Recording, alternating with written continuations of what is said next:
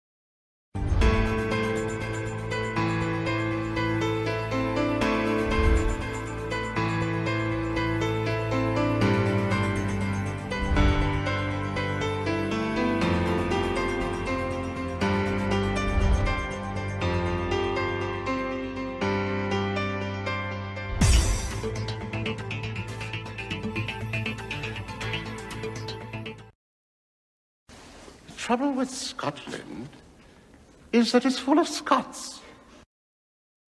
Your assignment tonight is strategic. You can't give the enemy a break. Send them to hell. When things look bad, and it looks like you're not gonna make it, then you gotta get mean. I mean plumb mad dog mean.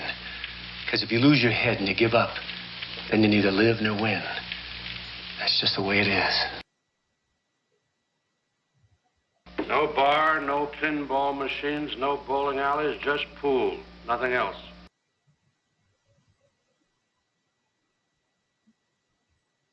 Well, good evening, everybody. Welcome back to VP4 TV. Welcome to Cobra. Welcome to Dwight. Cobra, the stream always starts approximately 20 minutes before the match, where I get my little routine set up, or drill, depending on how you want to call it. I call it a routine. Some people call it a drill. We won't argue that. I hope you've all had a good Christmas and all the usual bullshit that goes with it. We have a round 4 match tonight, and it's a match between Albinario and OnePocketSlim. Albinario's been getting a fair bit of practice in. He was in yet. Was it yesterday? He was in. Well, anyway, he's had a fair few hours practice, I think. OnePocketSlim hasn't, from what I can see. I would assume he wasn't working yesterday, and he may well have been busy today, but Albinario has been putting in the time.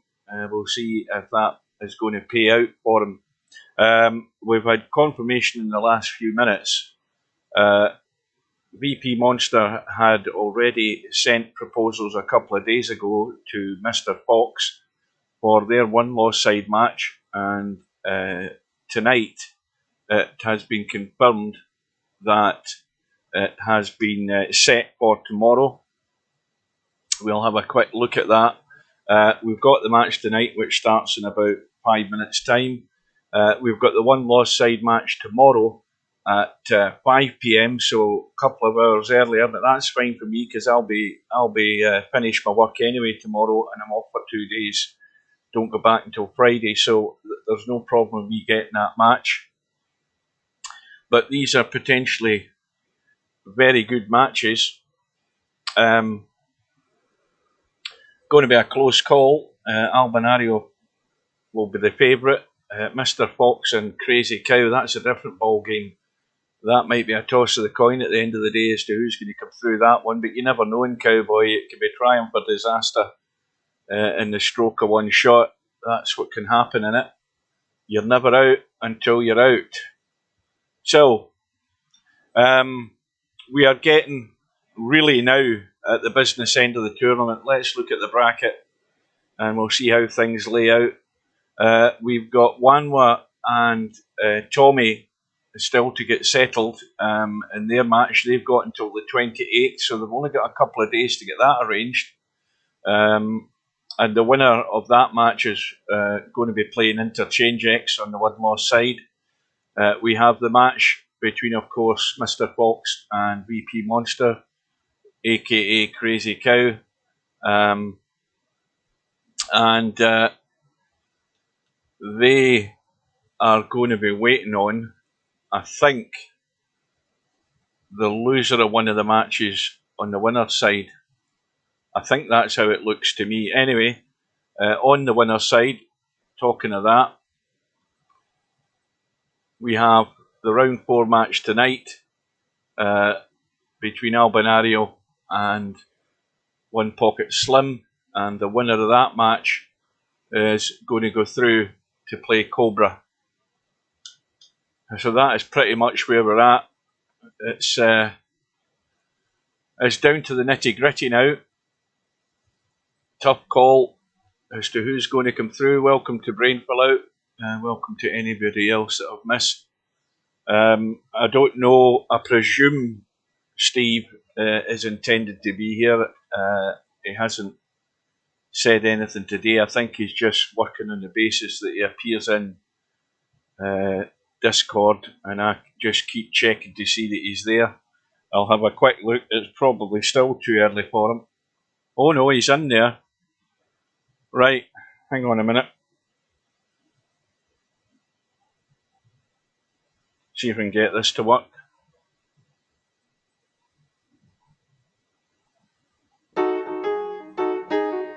Welcome to VP4 TV. You're watching a Tactical Genius production. Please welcome your commentary team for this match, 9ball.com and Super Admin aka Steve Chapman, CEO and President of Celeris Inc. Good luck to both players and have a good one. Welcome to Steve. Welcome, if I can talk. Why, what's happened? Can you hear me? You can hear me now. Good. Yeah, I can hear you. For a second, it just wasn't working. I was having that same old Discord problem. Well, I have just done an update for Discord. I've got a program that tells me what programs or what software needs to be updated, and Discord popped up, so I've just done an update for it. Well, I haven't updated it, but I'm not going to take my chances. It's working. Anyway, I was just saying to the guys that we've got this match that starts in a few minutes' time between Albi and Slim, but we've also had confirmation in the last 20 minutes or so. The match tomorrow night in the one loss side between Crazy Cow and Mr. Fox. That's going to go ahead at, let me work that out, midday East Coast time tomorrow. It's 5 p.m. my time, so they're going to go ahead. And then the only other outstanding one is the one between Wanwa and I've forgotten who it is he's playing, Tommy. They haven't confirmed anything. They've only got a couple of days yet to go. The room is now up. Let's get in. Problem with Wanwa. He seems to be a hard guy to schedule.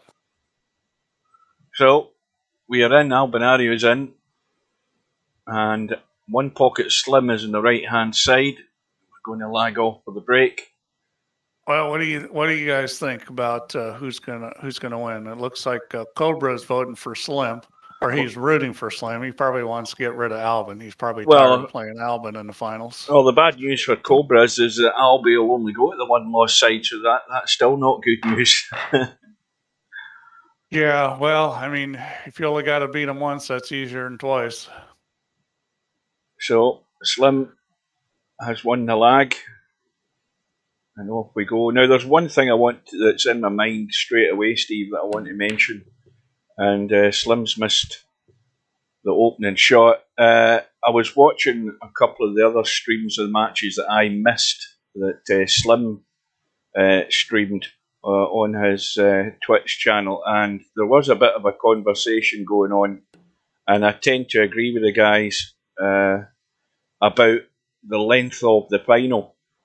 The length of the final's a race to 5. I think we should make it a race to 4, because if it does go any sort of distance, you could be looking at 5 hours.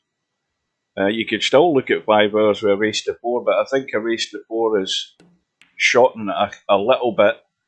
What happened to the good players play fast? Yeah, well, that's except if you get Cobra in the final. Well, that's what I was sort of getting at. I mean, that's fine. If Cobra was out of the tournament, it might not be so much of a problem, but If Cobra's still in it, we could be here to the next day trying to get the thing done if he gets to the final. Poor Cobra, he gets beat up as much as Larry in his trackball. Yeah. I mean, I can change it. It's not a problem. Yeah, I mean, you can ask the other guys that are in, but I think probably they're in agreement. They were talking amongst themselves, and I think I tend to agree with them. I think 4 maximum, and possibly a mid-session interval. They might need one.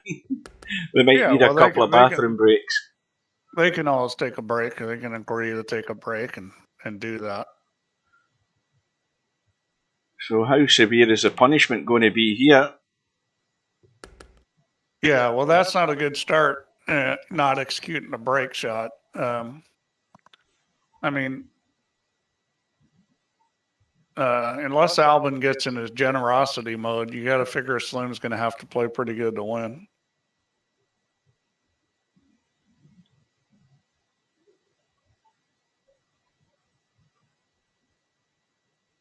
Well, what'd you think about that Yamaguchi Taro recording? Well, I was playing Cowboy the other morning, and Mark Shark came in, and we were playing doubles, and Mark Shark said in passing, "I've just played Yama at Cowboy, and he never got a shot. Yama broke off and ran 101, right?" Then Mark told me, but he was playing Aussie Mick before he played Mark Shark. Yeah, that's what I watched. I watched your playback of it. Yeah, and Mark Shark, Aussie Mick won the lag, broke off, potted the 3-ball, then missed the carom, and that was his last shot. And then Yamaguchi Taro ran out. Now I've got a question. In fact, and I'm probably going to go to that watch shot. Not my video. I'm going to go to watch shots in VP4 because I want you to explain something, because I couldn't quite work out what that ball was doing coming down off the shot rail in the top left when he was right down into the caroms. My question is why did that ball reverse off the rail? Because it looked a bit weird to me. I don't remember seeing the shot. We'll get to it. I'll find it eventually if this match gets boring at any point. You notice how many half ball hits he did, and he's doing a half ball hit when on the 1 or 3. Going to the 5 ball when it's on the spot. Now, 4 times he did it. 4 times he went around the corner. And yeah. Now that shows you that's a ball right out in the middle of the table, which, that's the hardest multi-rail carom situation because the ball isn't that big. It's not like it's close to a rail. And he's still doing it like it's nothing. And this is what I keep telling these guys is you got to go look at the half ball hits and understand them because it's almost guaranteed. And,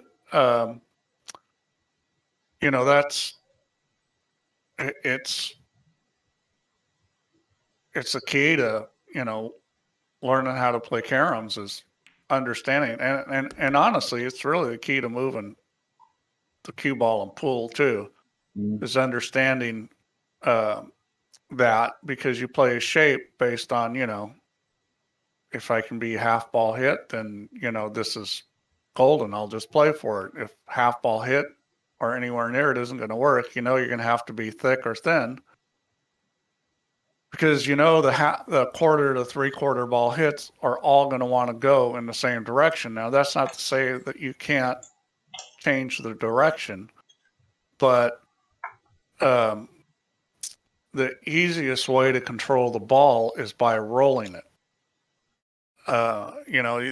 There's a couple trains of thought. Everybody in the UK grows up watching snooker where they play off a stun, and playing off a stun is certainly effective.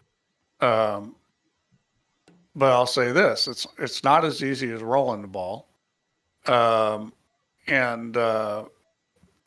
just like rolling the ball, some shots are really touchy, some shots aren't.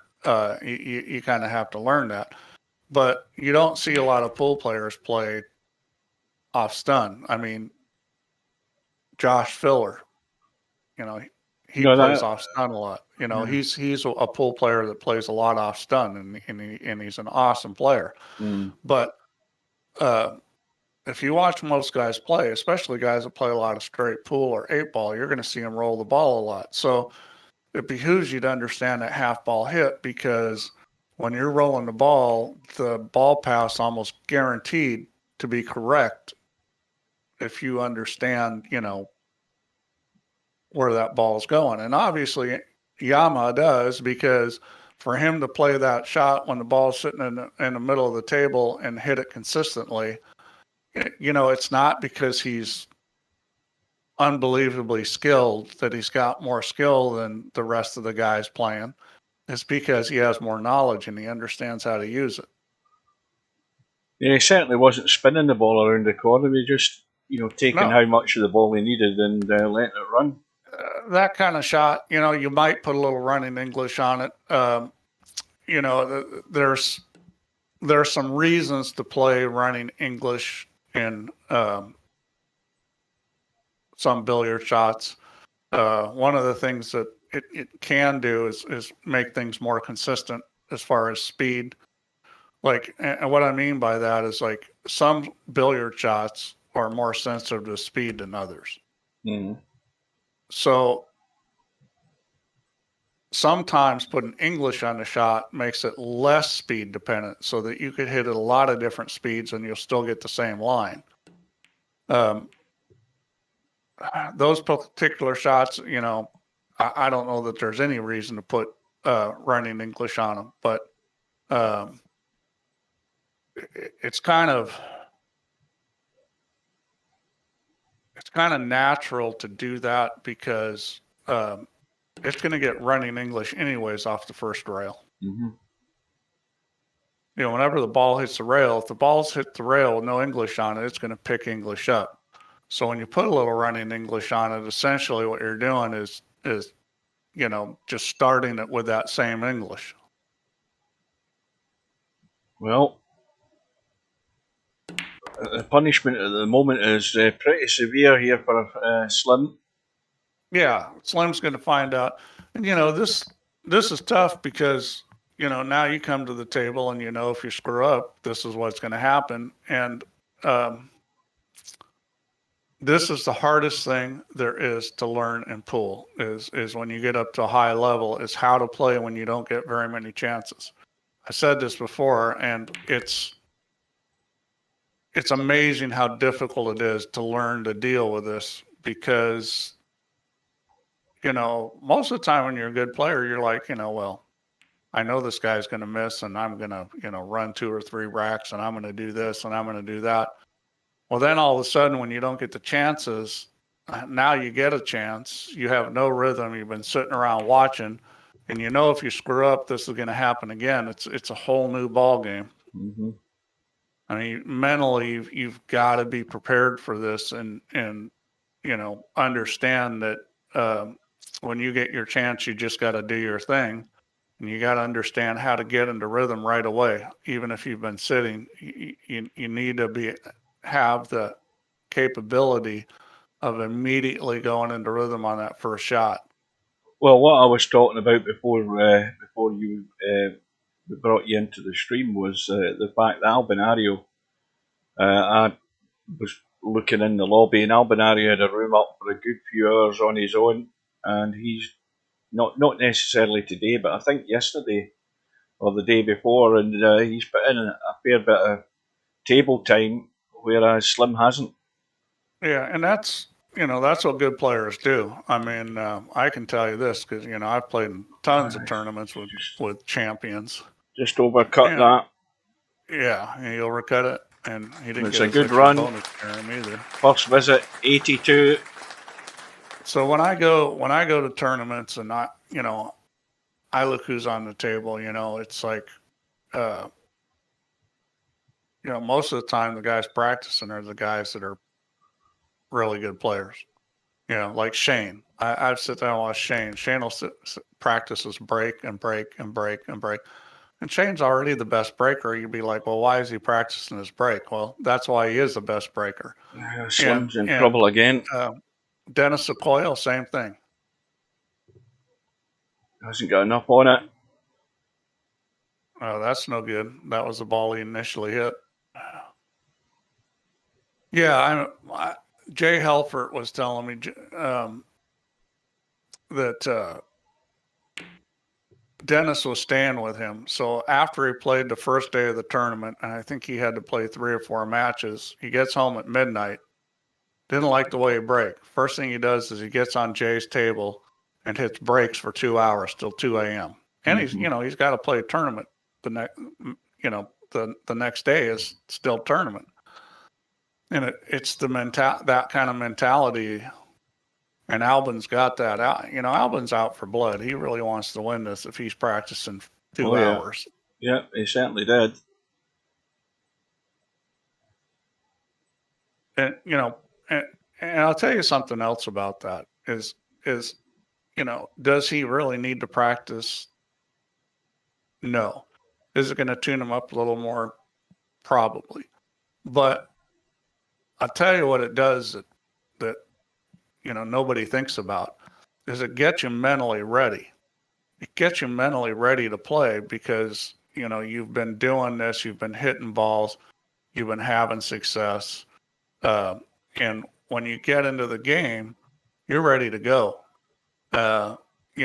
You're serious because you just spent all this time practicing because you are serious. It's reinforcing that you're coming in and you're going to play a good match.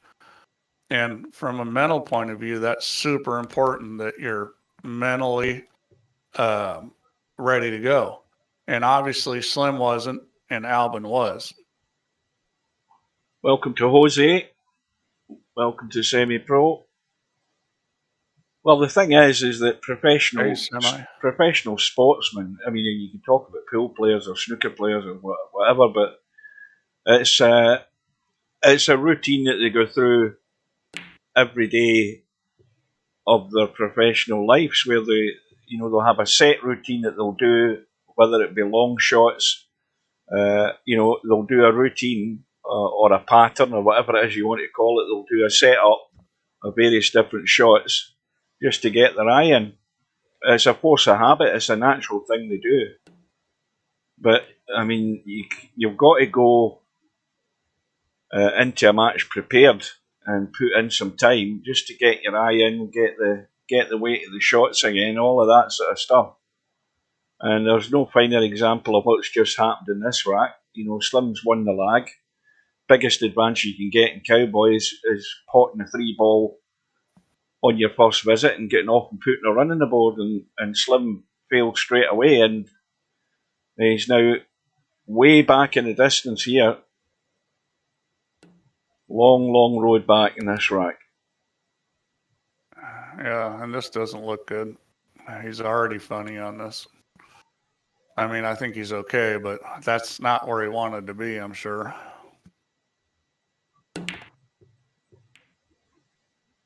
Now, what he's got to think about as well, and this is the other thing I keep talking about, we've seen 1 or 2 players in the tournament doing it, is knowing when to protect this 1 ball.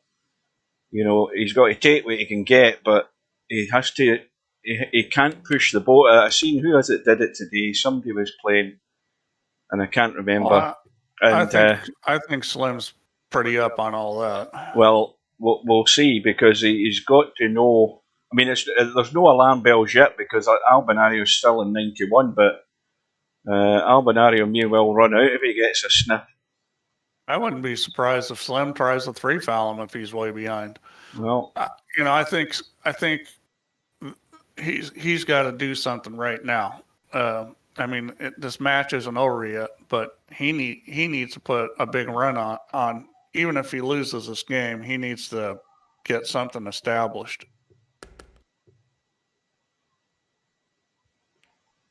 He wants to make a run, get comfortable.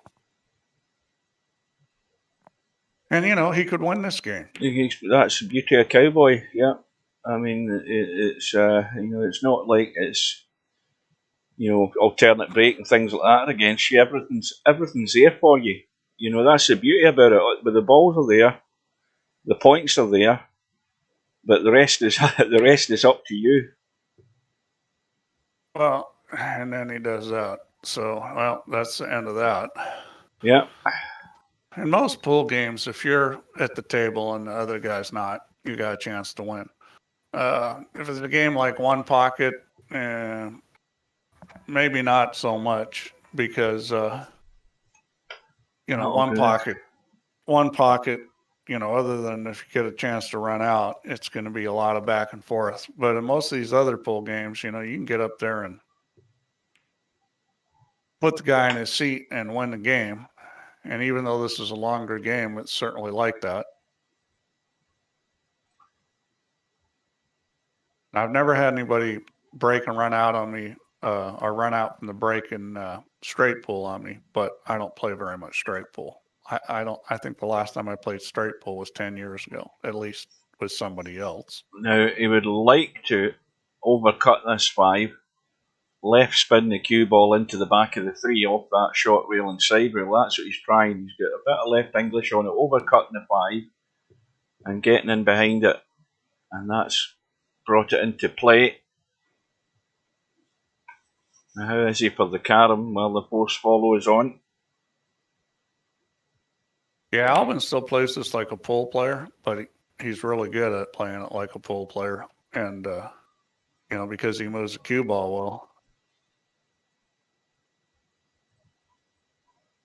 I think it's just, that's the right way to play that. Just got it tight into the corner to get right in behind it. Albin plays smart too. That's, he could lose his points, but chances are he's not going to because he's not going to take a chance, at least not when he's got a bunch of points like he does now. Well, this is a little tricky one. He can come back for the 1. He's going to send a 5 probably over to I'd be playing off the 1 to the 5 every time here. He's going to go 2 rails to the 3, which is also good. Is he? It's a thinner hit. Yeah, just a wee He's trying to go 1 rail to the 3. Well, I thought it was easier going from the 1 to the 5. I thought that was much easier. Nice little run of 7.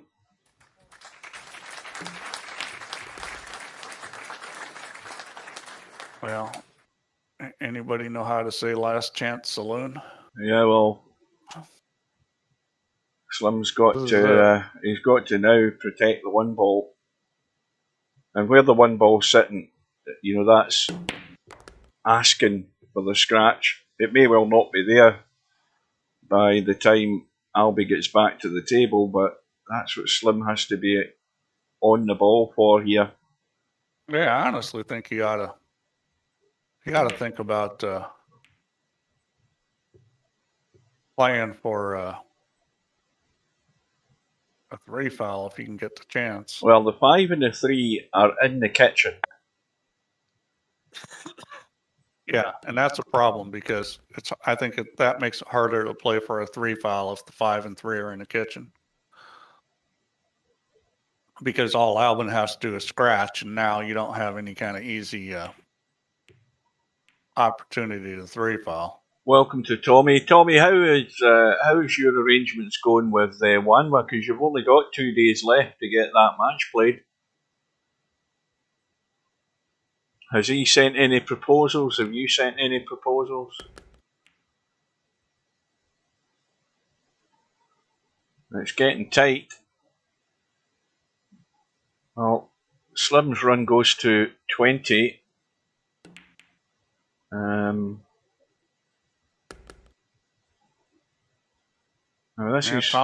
Tommy sent a lot of proposals. Wanwa hasn't sent a proposal. Well, let's see. Wanwa always says, no, we have time. So does Wanwa know when? Does he know? He hasn't sent a proposal since December 19th. Well, that's a week ago. That's ridiculous. He sent me a Merry Christmas, but he didn't send a proposal. So, yeah.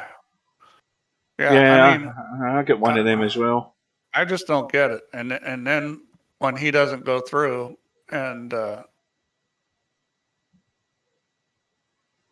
he claims it's unfair, I'm going to be like, well, what did you expect? Well, Albinario moves to 99.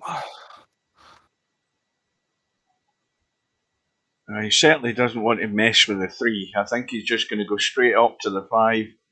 And hopefully, for his sake, he doesn't keep the 1 in the rail, which he hasn't done. And now, the obvious one would be the left bottom corner pocket as we look. Because that's just a case of how much of this one ball you need. He's going on the right. I like the left a lot better, too. No, he's going in the left, bottom left, this one. Oh, that's he is, okay. That's the one he's called. Yeah, I think that's the harder pocket. I mean, I would go the other way, actually.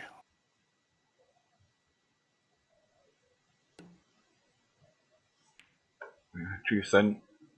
And the reason I go the other way is because you can hit it into the long rail going the other way, and you can still make it. Going that way, you know, if you're outside the pocket, it's not going in. And now Tommy says he can only play in the 28th. So the deadline in the 28th, Tommy, is 11:01 p.m. your time. If you're in Germany, that's when the deadline time is, 11 p.m. at night. And the same for Wanwa as well.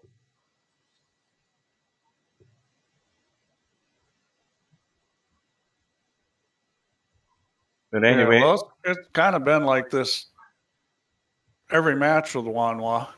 So he's starting to remind me of Stubb. He's like Stubb without the nukem. Well, there we go. This is. I think that's all over here. This is out. I don't think he's missing this. Well, that's 20 less. Probably 23 minutes for this first rack.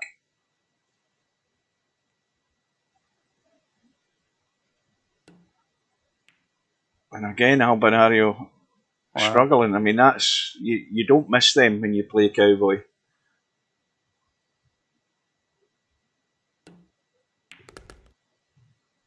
Yeah, well, Slim's got many last chances. Question is, see, if I was Slim, I mean, obviously Slim has to score points, but what I'd be doing is if I had any chance here, I'd be just trying to roll in behind a ball and leave an Albinario in trouble.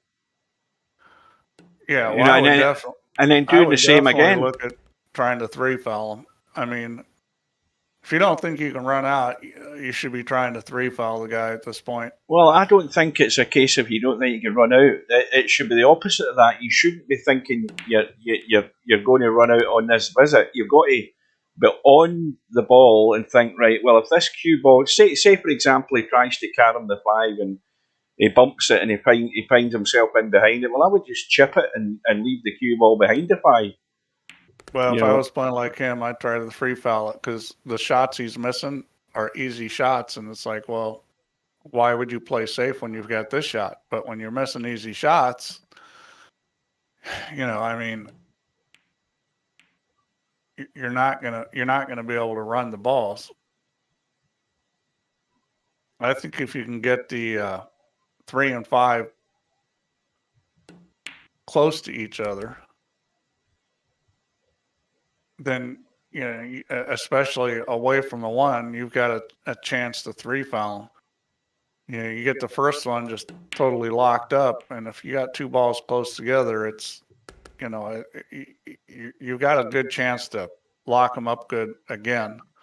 I mean, I don't think it's a high percentage of anybody 3-fouling somebody like Albin in this, but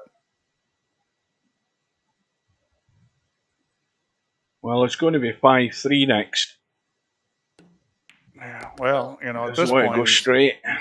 At this point, he's getting to the point where maybe he can run out. I mean, I know Slim's pretty good at the carom part.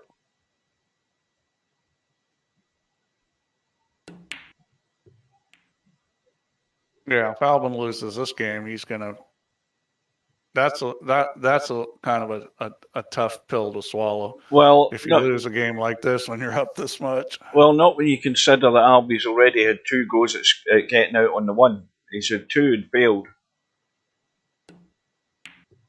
The second one being the easiest of all. And Slim's in trouble again here. I mean, this is long distance, and this 5 ball, I don't know whether it'll get out of the way. He might go. Is he trying to do forceful? He certainly doesn't look as if he's going to the right rail and trying to spin into the 3. Yeah. No, he's doing the draw. Well, he certainly doesn't have any kind of easy safety here, so he might as well be shooting at it. And that'll get the 1 back in its spot, and he's set up for the next carom, so he's fine.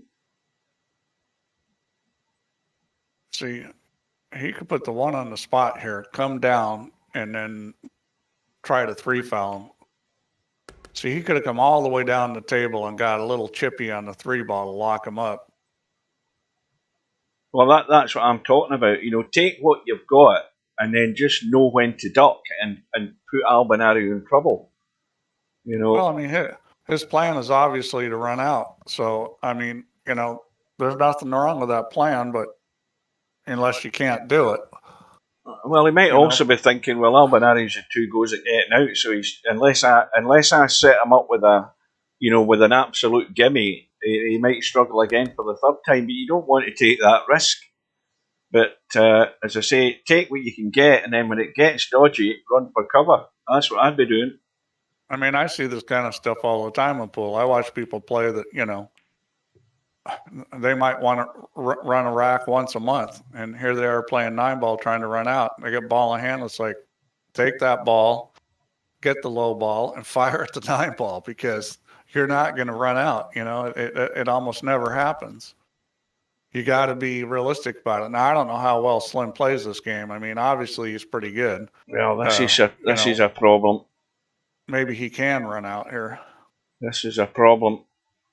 Now, again, he could cut the 1 ball down on. He could cut it to the long rail on the left and send it onto this bottom rail here and go up table. It's not going to leave an easy out. So if he's looking for some sort of safety, he has that option, but he has to get that 1 ball tight to the bottom rail here. But now he's running, and this is what I'm talking about. He's running, trying to make a carom here, and if he doesn't get it, he's going to leave Albinario some sort of shot up into the top left-hand corner pocket, I think. Let's have a look. Yes. So he's going up table. At least he got the cue ball on the rail. Now, that makes it a little tougher. Hi, Bill. Welcome to Bill. I mean, Albin has missed, what is it, 3 times now? And that's not going to go either. That's the 3rd time. Yeah, I mean, his strategy is working. Although it looks like he's going to have to play a carom here right off the bat. I mean, he could shoot the 5 ball in the corner and play the carom both if he wants. Oh, no. Yeah, he can't do that because he's on 87.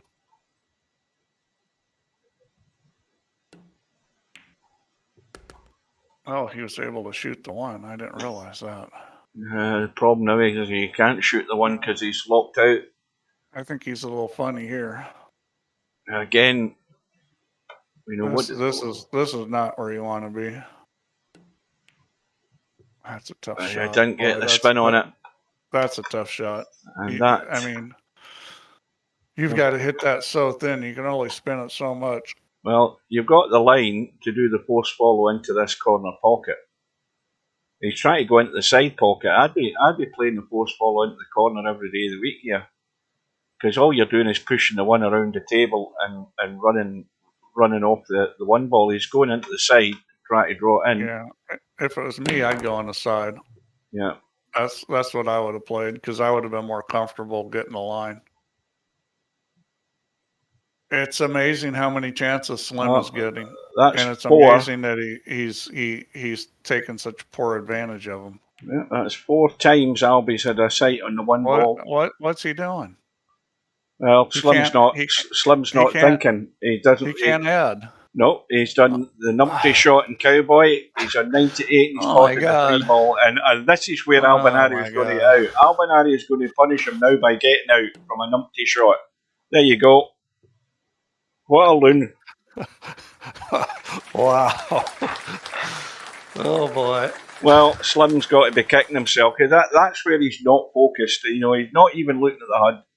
He's came to the table. I'll pot the three, get off and running here, and then Albinario gets the gift of an open shot in the one and punishes him straight away for that mistake. Well, Albin just did the thing that Slim did the first game. Let's see if Slim can punish him. He missed the break shot. Well, that's a fatal move, Brain Fill Out, if he's got the HUD hidden. Because that's pointless. Well, if the HUD's hidden, you right click the mouse to see the HUD. Well, Slim obviously didn't do that either. So you gotta know where you are. He's got no excuse.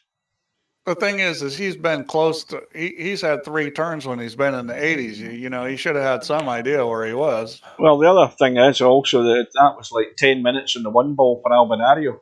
It was. Hi to Tim. Hi to Brain Fill Out. Yeah, welcome to Tim. I mean, Albin gave him every chance in the world to win. Oh, that yeah. round. Yeah. But it's not over yet. I mean, Slim certainly needs to win this game because if he lets Albin get on too, I don't see him winning this match. Well, that wasn't a good strike rate for Albinario in the one ball. That was 1 out of 5 he got there on that one ball. Yeah, he took a lot of swings at it.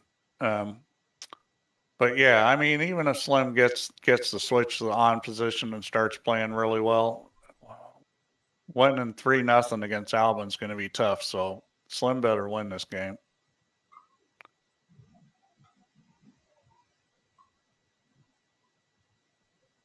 Well, open table.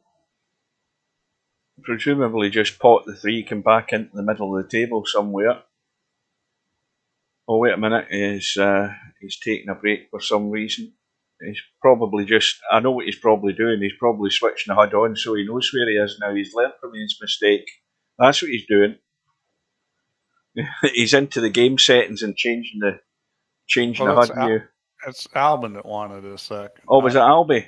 Yeah. Oh, I thought it was Slim. Well, Slim should be doing that anyway now that he's got the chance. Yeah, Merry Christmas, Dale. Yes, and all the usual. Hope everybody had a good Christmas. Well, to me, Christmas is a 3-day off and then back to work. That's all it is. I'm back to work tomorrow. Short shift though. Back to normal hours though. None of this bloody 2 o'clock in the morning carry on. I'm glad that's over.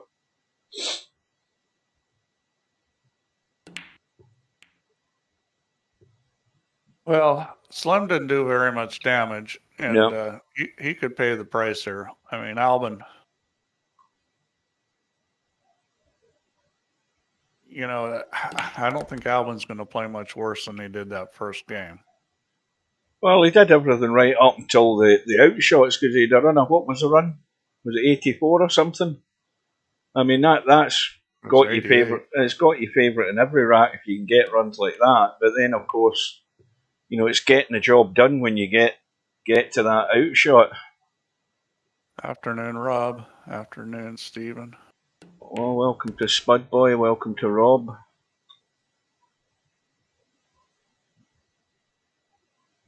So, for any latecomers, we have another match tomorrow. It's the one loss side match between Mr. Fox and Crazy Cow, VP Monster. It's going at 5 PM GMT, that's noon East Coast, 9 AM Pacific. I'll finish my work tomorrow, so I'll be live streaming that one as well. Yeah, I think that's going to be a really good match.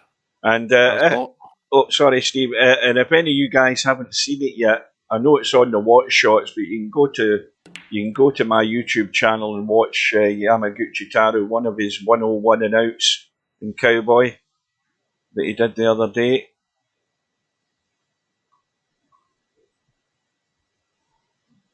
I'm kind of hoping this is going to be a good match. So far, it's not looking like it. This is where Albin has a big advantage over a lot of players. He doesn't miss this kind of shot too much.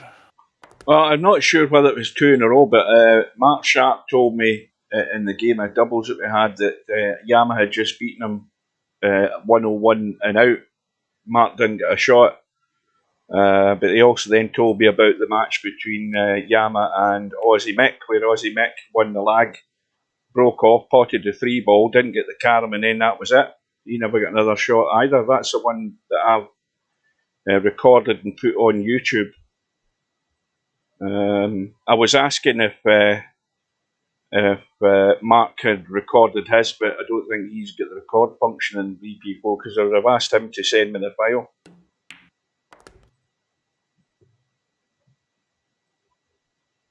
So Albinario is off and running. This is nice. He's going to pick up the bonus here.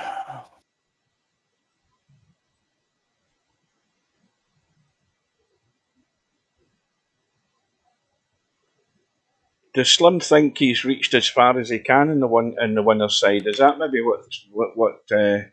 Oh my God! Well, it was a carom, so he's okay.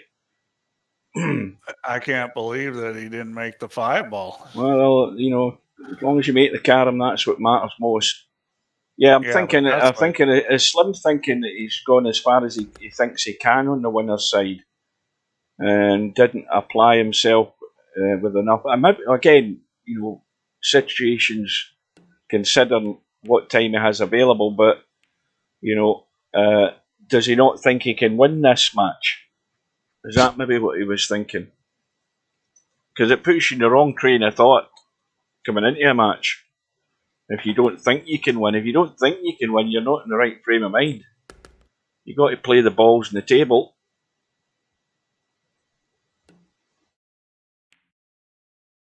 Let's see, Darren Appleton. I honestly haven't looked today. I read one of the posts from his family today. He's been conscious. They've been taking him in and out of this coma, but when he comes out of the coma, he's a bit agitated. He's obviously on drugs and stuff as well because his head will be well twisted with whatever they've got pumped in him. But he keeps trying to pull the pipes out of him and that sort of thing because they'll have the thing down his throat, and if they've not already maybe cut something into his throat, because that's what they do. And he's been agitated and trying to remove this, so they put him back under again. And the doctors insist that that's a good sign that you know he's been responsive when he's been asked to do, you know, twiddle your toes or anything like that, or grip my hand or whatever. He's been doing stuff like that, so it's a bit more positive news. That sounds like him. I mean, he's one of those people that he's a little bit different. You know, he can be abrasive. You know, he's very strong-willed, independent. I mean, we've seen various things happen with him, controversies with him. Well, he's not a bad guy at all. He just, you know. Well, it's a frame. I mean, I mean, Earl's probably the worst. You know how he gets agitated and rubs people up the wrong way and annoys spectators and everything. You know, and he gets wound up. He lets them wind him up. There's different characters in the game. Earl's like neurotic. It's Earl's something else. Repetition. Well, I mean, again, Earl's a nice person. I mean, he's not. You know, he's not this evil person. Well, that's the thing. The thing is that, you know, boxers are like that. I mean, you know, a lot of boxers are probably it instills a discipline in them, the regimes that they have to go through. But when they're in the ring, they're bloody brutal. You know, because it's dog eat dog. It's funny you say that because Darren was a boxer. Yeah. Repetition's asking. Darren Appleton's had a major heart attack where, as I said the other day, that he was clinically dead for like 15 minutes, according to his the post on Facebook. So it's going to be a long road to recover. I don't think he'll be playing much competitive pool, if anything, until well into next year. At least he's got a chance to go do that at some point, because if you're like if you're like an athlete, like a runner or a skier or a soccer player or any of that, you're done if this kind of thing happens to you. Yeah. But pool's not a real strenuous sport. Even if his heart is considerably weakened, he can still probably play pool. Well, he's on medication for the rest of his life now, unless, obviously, depending on what condition his heart is in, it depends what the surgeons decide is going to be the best option for him. Hack the thing out and put a new one in might be where it leads to. Yeah, if it's bad enough. I don't know what his history is, but his family history may be heart problems because he was only I think 47 when this happened. Yeah. And I had a friend who I was talking to him. He's actually the first person to actually help me with pool. And when he was about 40, I was talking to him, and he's talking about getting to 50. And I'm like, well, why are you talking like that? And he says, no male in my family has ever lived to 50. Mm. And he was 40, and it's just genetic heart stuff, and he made it to 57, which I'm he was thrilled with. I mean, he made it long past his due date. But if you've got that family history, some people basically got that hanging over them. Where, they just they're probably not going to last. Now that said, I've known people that have had family history that wasn't great, and they exercised a lot and they really watched their health and what they ate, and they beat the odds. Yeah, well, that's the one thing that we all know we don't know, is that next time it could be you, and don't ever take anything for granted. No, live every day like it's your last. Yeah. Stubb's doing it.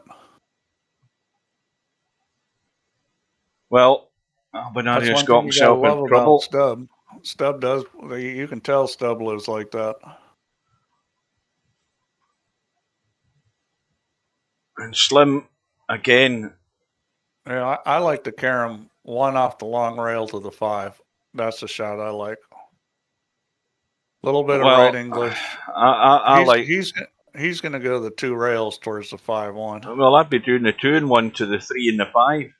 That's what he's doing. Yeah.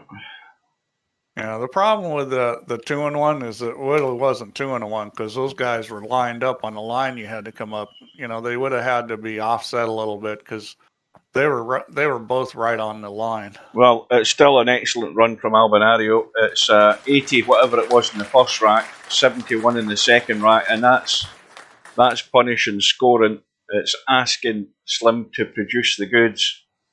Well, and he's got to. How many times have I said this in the tournament? Where's the cue ball going? Yeah, we've been saying this a lot, that now's the time he's got to do it, and and I said it earlier. If he loses this game, I don't think he can win the match. Now, if I'm playing, I don't think like that. I never say never, but as a commentator, I'm going to say never if he gets down 2-0. No.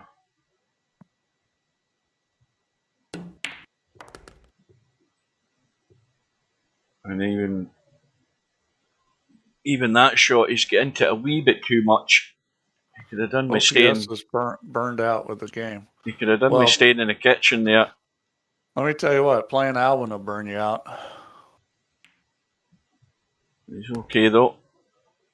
Again, he's going to have to dig out a pot here though. This is not sitting great. Yeah.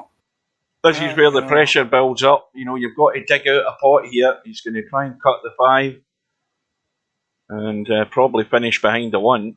Yeah, see, I'd always go to the other pocket with the 5. It's funny. I don't like cutting back like that. I would go to the other pocket, because when the ball's out in the middle of the table, that other pocket's, a big pocket at that angle. I mean, if he was closer to the side rail there, he cut back on it. It would have been the shot, but I think where the ball was sitting, I would have shot in the other pocket. And I know I'm the only one that would do that because I've watched everybody else and nobody likes doing that. But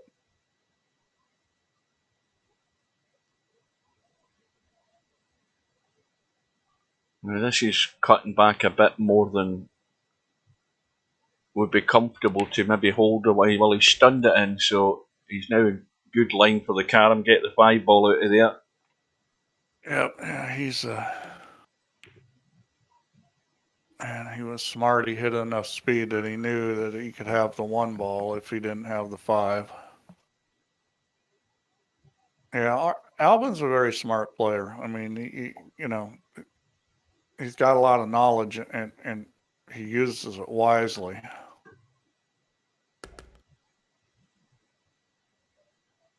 Every once in a while, I see him do something not so wonderful, but you know what? Everybody does that. And I'm sure he knows that it's not so wonderful. Well, he got it. It was not much.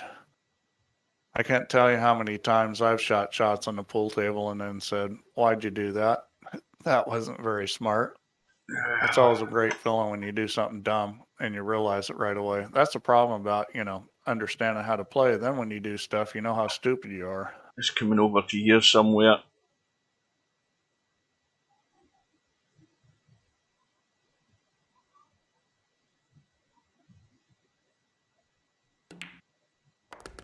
Almost. I think he's a little short on that. Almost in the donut, but that's fine for the force follow. That'll do it. Yeah, he can roll forward. When they're this close, that's an easy shot. And that's the key to that shot. Or, is shoot it when you're close and not when you're far away.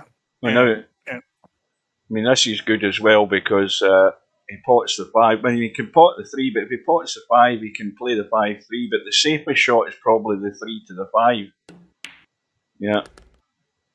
Well, I don't think he's finished particularly great. I don't know why he did that. That was not a good shot. Yeah, he's chickened out there because he didn't want to get much run in that cue ball. I don't understand why he didn't shoot the 5 ball there. Yeah, I mean, you shoot the 5 ball somewhere, you'd an angle to get up the table, stun it up the table, sort of centrally and play a 5-3. Or the 5 to the 1. That would have given him the 2 choices, the 2-choice shot. Well, maybe he's going into generosity mode. We've seen it before with Albin where he just decides, I'm going to let this guy back in the match.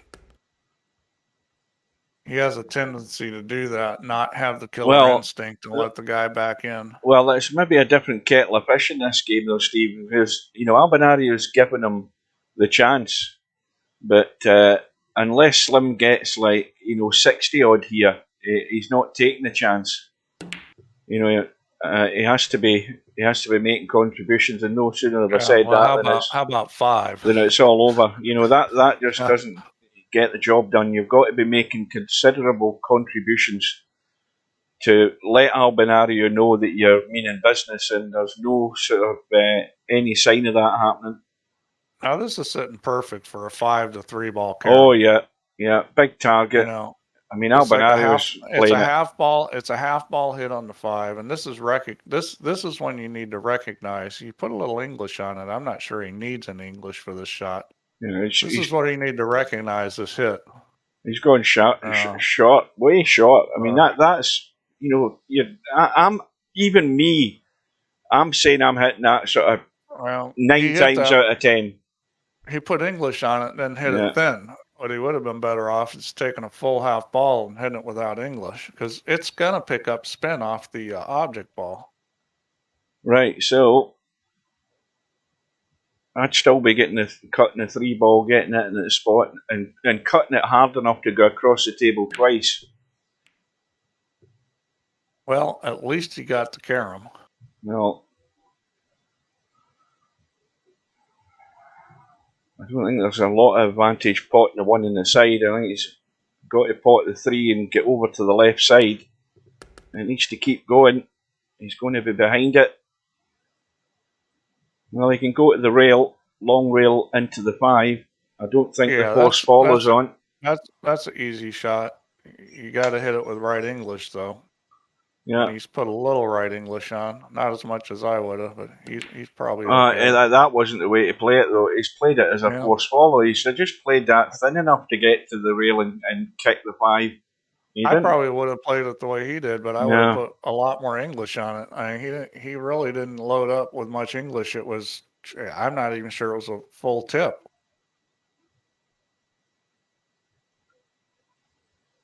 The thing is on that shot, when you look at it, the tendency that you're going to have is come up short. So you wanted to put a lot of English on that because that helps with that.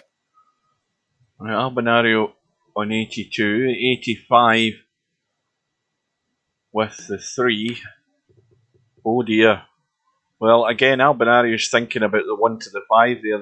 That's why he's missed the 3. Albinario's being Albinario. Now he's relaxed and he's backed off and he's going to let Slim back in this match. Slim just has to actually play here. So far, he has not looked like his normal self, at least from what I've seen of the matches I've seen him play. He's played better than this.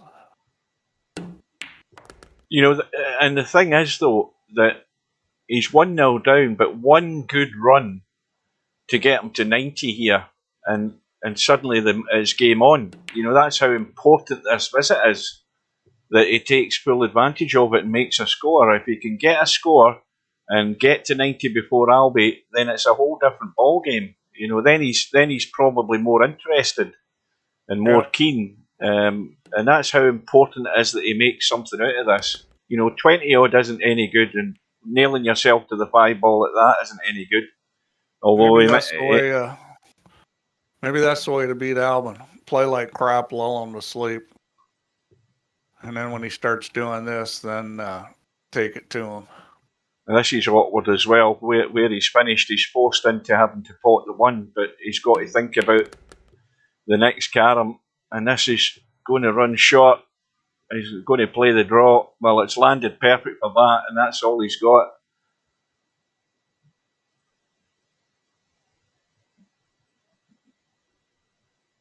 Yeah, at least they're close. Well, I don't like running the 3 ball back at him like that, but well, he can't pot. He got away with it. Now he's in trouble. He can't pot the 3 because it won't spot. And if he pots the 3, but if he pots the 3, he's only going to have the 5 and 1 to work with here, and he's gone totally off kilter there with the cue ball. He could have shot the 1 ball. I mean, he didn't have to shoot the 3 ball there. He could have shot the 1. It's not like it was a ridiculous shot to shoot it. Well, that was a nice little recovery. No, that's well done, though. Yeah, that was a nice little shot there. Now, this is a sort of medium pot just to get square on this 3 ball. He just wants to stay in the middle diamond. He doesn't want to come away up top. Just roll it in. He's going way up top. So now it's got to avoid the 3 ball. If he's got, it looks as if he can skim this and get to the 5. No, he can. He can go forward too. No, he missed it. I don't think he spent a lot of time thinking of that shot. But anyway, I probably would have gone forward on that too, but it's only 20, 82 to 56, and you've got to say that Albinario is going to be into the caroms, and how many after this visit. We'll see if Albinario is going to get serious here about winning this game. Well, he's overcooked this. Well, that's no man's land. Yeah, he's still got a good play off the 3 ball. I'd play off the 3 ball. I don't think it's a hard shot. 2 rails into the 5 or 1 rail. Well, he's got to get into this cue ball if he's doing it that way. I don't get doing it this way. I mean, I'm not saying that's a hard shot, but the 5 ball was huge going the other way. So 86. Yeah, he can't pot the 5. Now, same again, he just wants to come bottom side of this 3 spot, and that's where he's going. He's going bottom side so that he's cutting across the 3, but he might be too shallow an angle here. Yeah, he's going to have to force follow. Have to follow. You're looking as if he's going thin here. He is. I don't like this. I hit it good though. Well, now what's he doing here? I mean, look at that. I'd still be going 2 rails into the 5 off this 3, making sure I'm not cutting it into the side first of all. But he's trying to spin it off the rail. See, yeah, he doesn't. He plays like a pool player. I mean, this is probably how I play it. You know, when I've played on my pool table, this is what I do because I'm a pool player and I don't really play caroms. But if I was playing this game a lot, I'd figure out how to play caroms because it makes it a lot easier. Well, you can overcut the 3. The only danger with the 3 is the pace that you overcut it, you're risking banking it down into this corner pocket. But if you overcut it and spin it, you can get the cue ball over to the 5. It doesn't look as if that's what he's doing. I don't like that shot at all. That's what he's doing. He's got too much into it. That's a terrible shot to shoot it. Yeah, I didn't like that choice. Now that's a hard shot because you're going against the grain, you know, with the inside English, and you know, if you're hitting it thin, then it's a question of how thin, and the edge gets thin, and if you're hitting it really thick, it's not such a bad thing, but if you're not hitting it really thick, that shot starts getting touchy, and when you're hitting it thin like that, that's really touchy. You know, it's a lot easier to hit a thin shot with no English or with outside English than with inside English. Now this is a obvious pot in the 5, but where's he going with the cue ball? See, he's trying to get in line here, and he's going too straight. He's going too straight for the force follow to the 1.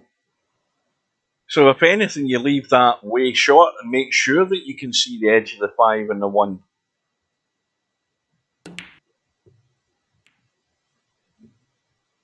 Well, at least he's got the cut in the 3. 5 ball. Well, no, he might be okay with the 5 as well now. Yeah, I'd imagine. Let's have a look at this. Gonna shoot the 5 here. Right. Well, I'd be just bumping this in. Well, he's running the cue ball for no apparent reason. This is in no man's land. I don't know why he did that. Why didn't he just kill it dead and leave it there so he can go 5 to the 3? Big target from that side rail. This is a funny hit here. There's no half ball hit. Yeah, this is. I mean, he's digging out these draw shots to carom. He's going to run out of them soon enough.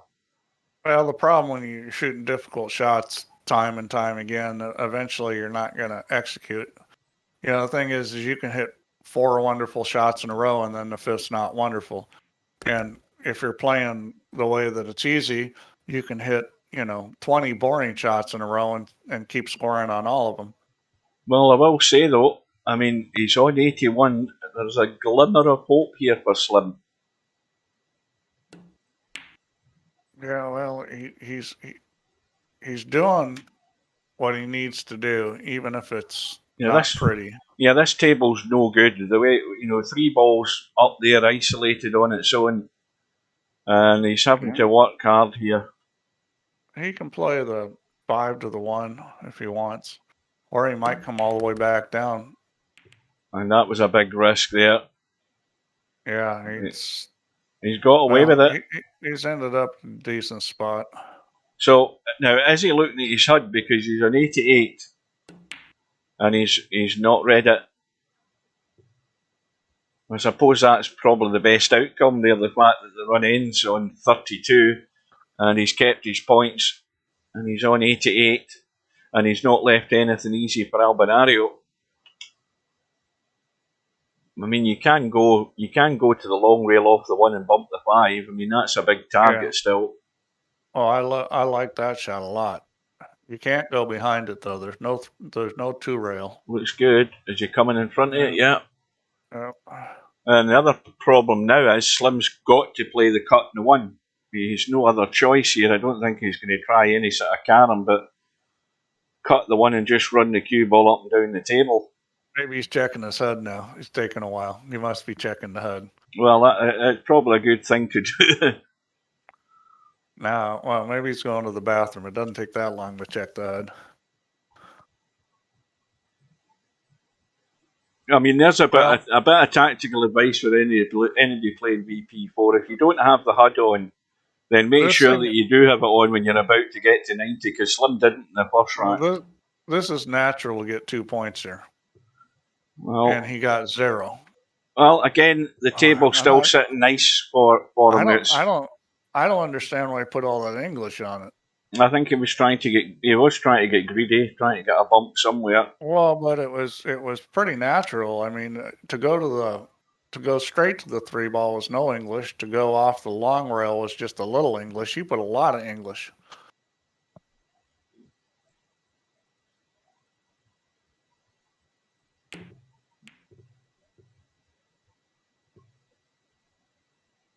Well, that's all Albie's going to get from this visit.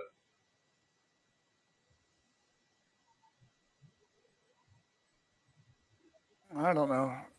I think he can score from here.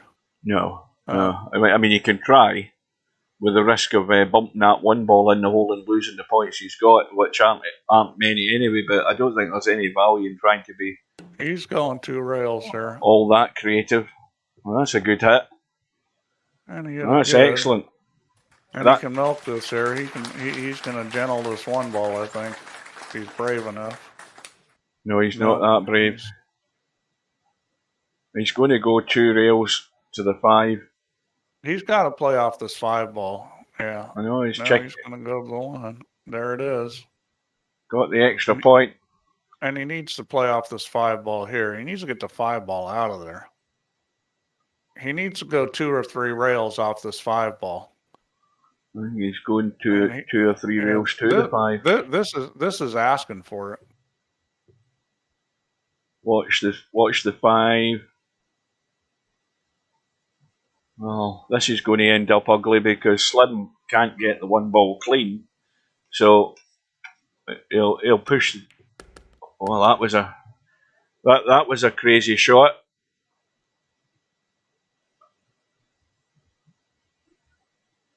Because that could be his last shot in this rack right there. Yeah, that's. Why didn't he just? I mean, the thing is, if he'd bumped it, if he'd sort of somehow made that 3 ball cut onto the 1 so that he could get the 3 ball out of there as well, might have been a better shot to look at. Spend a wee bit more time looking at that option rather than trying to billiard it in and then the cue ball goes in. Alvin got himself funny here. See what he's going to try. I think he's going to have to play off the 5 ball. Playing off this 1's going to be difficult. I'm not sure what he's trying to do here. Well, I don't think he's quite. Bad idea. I don't think he's quite sure either. I think he's just looking at what angles he can make or what angles he's got to work with, and I don't think he's got an awful lot. I mean, he can't get the 1 out of the way if he's trying to get to the 3, so he's trying to bump the 1 and 3 out of that corner. That's what he's doing and draw to the 5. He's trying to punch the 1 to the rail, kick the 3 out, and hopefully gets a lucky roll. This isn't. I think he's playing 1 to the 5 here. Nope, he's going forward. I don't see how that was ever going to work. I thought he was going to try and kick that 3 ball out of the corner there with the 1 ball and try and draw to the 5. Yeah, Cobra said play 3 to 1, and that might not have been a bad shot. Thin to 1 with a lot of English. So Slim on 89, and he needs to carry him. Look at where he's left himself. English. This is still ugly as well, and he's going behind it. Wow. All right, well, this is just one of those you got to hit at thin shots.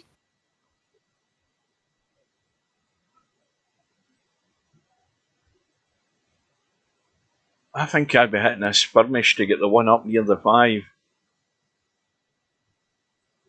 He's gone wrong side of it. He didn't leave himself a very easy shot there.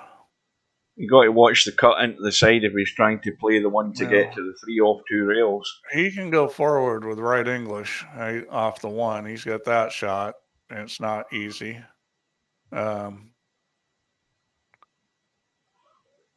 Boy, this is in a funny spot. He can go 3 rails to the 5 ball from the 3. That's a shot I think I like the best, is 3 rails off the 3 ball. Yeah, I like that shot. 1, 2, 3 rails into the 5. And he's trying to go 2 rails, and that was tough to do. You just tough to hit it then enough. I mean, he could have hit a fair amount of the ball going 3 rails in the 3 ball. Well, Slim's going to pot the 1, but where's he leaving the cue ball? He's leaving it top side of the 1. And that's not great either. I don't think that's where he wanted to be. But I think he's got this. I thought he was going to skim that 3 there and drop in the hole. So Albinario on 96, Slim on 91. Is he going to really spin into this cue ball to get to the 5, send a 1 down to the 3? Has he got enough on it? I don't think so. Nope. Yeah, he still could have played that same 3 railer from the 3 to the 5 there.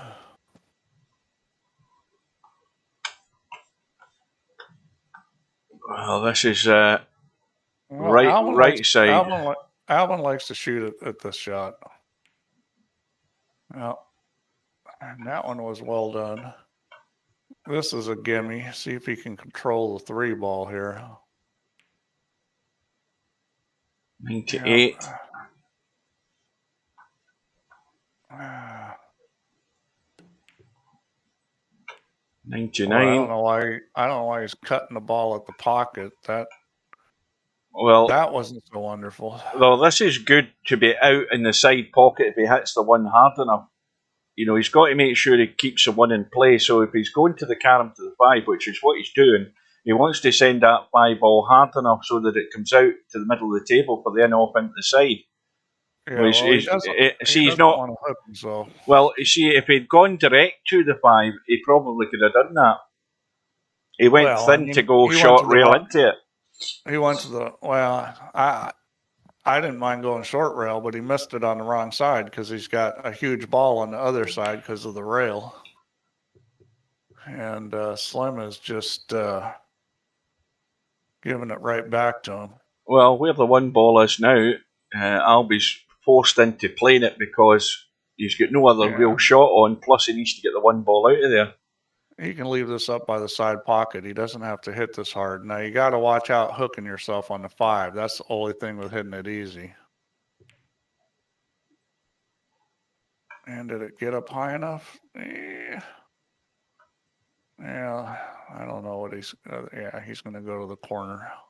I'd be going 3 rails, 1, 2, this shot's 3. Not guaranteed, that's for sure. That's where I'd be going. So he's trying to get... I'd be taking the country route around the table to get to that. Hello to the vertical liquid. Brutal commentary. It's not that brutal. You want to see brutal, let's get a couple guys that are really playing bad.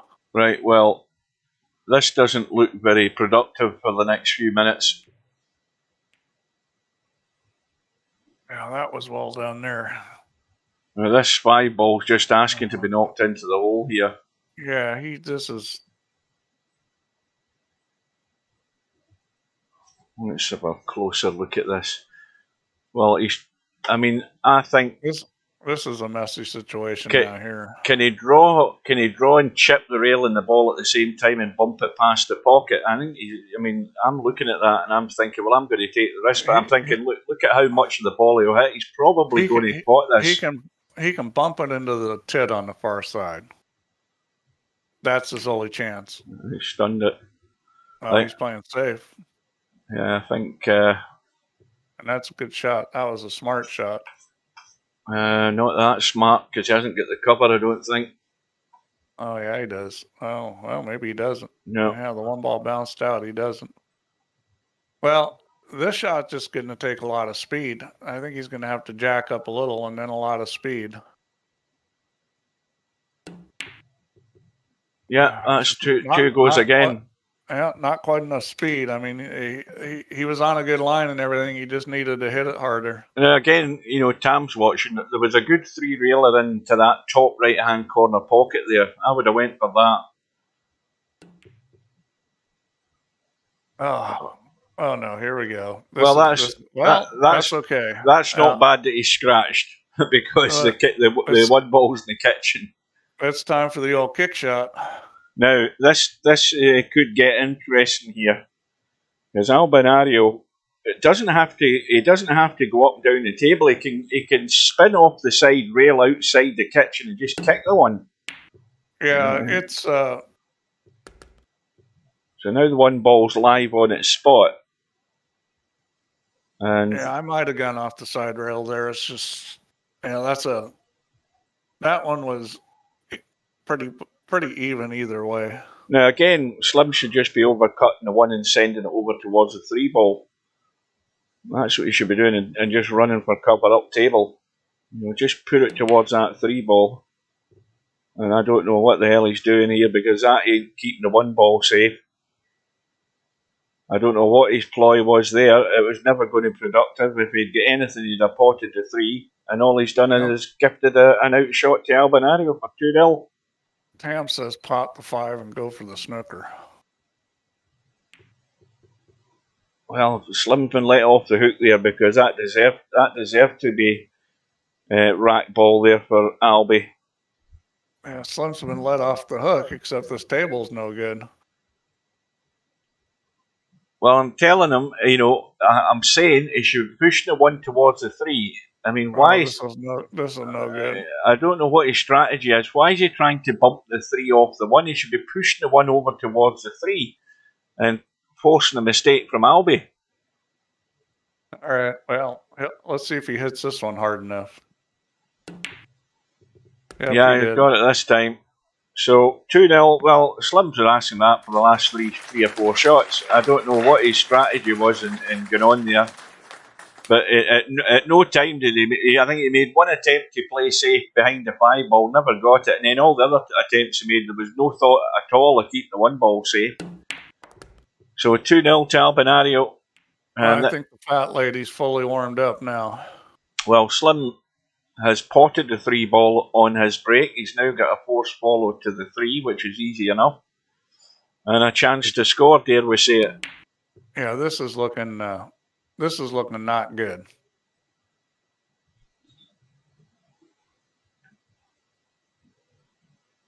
Well, once again, 1-ball.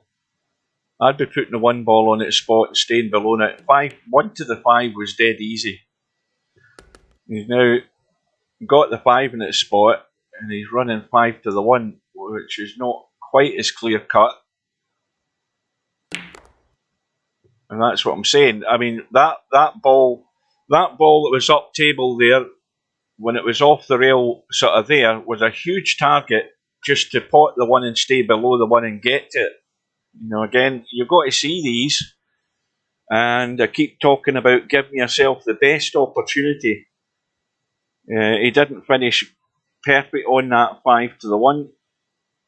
It was a much smaller target, and the visit was only 10. Here endeth the lesson. Thanks for reminding me, Tommy. I just changed it. It's 4 now. Yeah, I had been watching the streams the other day there, Tommy, and that was the first thing I said to Steve tonight. Probably better to drop it to 4 rather than 5. Albin is speaking stubbish. Yeah, he got annoyed at a shot he played there.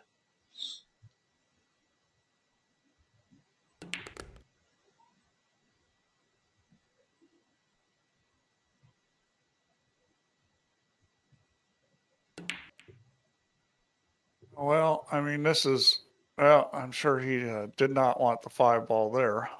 Well, the way it's going, it's looking very much like it is the the two old enemies that are going to be lining up here in the next round, round 5, it's odds on at the moment that it's going to be Albinario versus Cobra, and that could be a long night, folks. Look at this. Albin just missed a open shot. You think Albin's still on Cobra's Christmas card list? Oh, no. I think, oh, wait a minute. Hang on. Here he is. This? First time tonight. Here goes the button. Here we go. Are you going to get a chance to see Hugh? Yep, there we go. Hugh and his buddy. Oh, dear. Boy, Albin screws up, misses a wide open shot, and that's what Slim does with it. That hurts. Guess what I was watching earlier on today? I mean, you know the usual stuff they show at Christmas time over here. I mean, Mary Poppins was on, so I was having a cup of coffee and had Mary Poppins on. And I was singing along to A Spoonful of Sugar, let's admit. And it's a jolly holiday with Mary. Oh, Dick Van Dyke with his Cockney accent. That's a classic.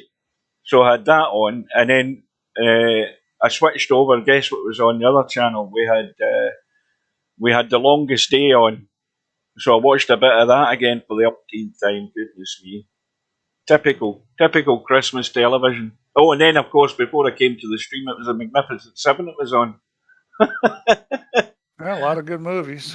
You've never seen Mary Poppins? For God's sake. I could probably act it. I've seen it that many times. Oh, dear.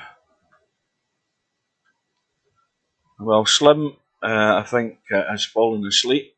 I think he wasn't intended to be back at the table so soon. Albinario's visit is only 8. Wasn't Julie Andrews every young English boy's fantasy? No, I don't think so. No, it's more like Julie Christie. Yeah, I think it was more like her, not Julie Andrews.